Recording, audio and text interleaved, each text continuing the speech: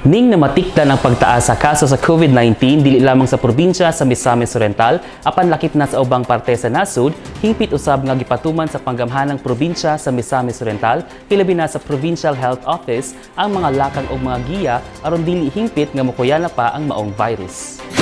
Atul sa ika-90 nga virtual nga pagpakayag sa nasudnong bandila sa Kapitolyo Provincial adlaw Lunes, Enero 17, 2022, gisulti ni Provincial Administrator Attorney Jocelyn Lord Mateo nga susama sa kanunay panghimangno og pahinumdom ni Provincial Interagency Task Force Chief Dr. Jerry Kalingasan nga tumanon ang mga gabayan pagbatok sa virus iyang subling pahinumdom kini sa mga kawani sa Kapitolyo. Ako lang gyapon i-reiterate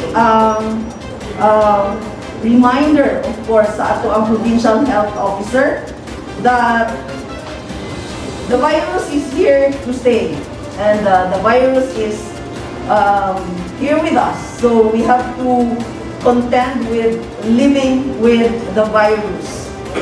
But maski naana siya sa ato ang kiliran, atubangan, naa sa atong kauban, this does not mean that we will forgo with the observation of the minimum health protocols. Gipahimangnuan sab ni Atty. Mateo ang tanan sa pagsunod sa health protocols susama sa pagsuot sa face mask ug makanunayon nga paghugas og kamot. Meaning, ang atuang mga mask naa gyud pirmi and the constant washing of our hands. Remember, we have our wash stations. Kana gyud pirmi.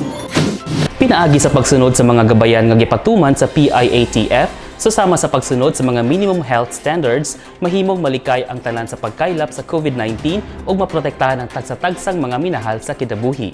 Kauban si Cloyd Dalay sa kamera, ako si Lambo Danny Vertudazo Obsiama Jr., alang sa limpyo ug mataro nga panggobyerno, padayon Pilipino.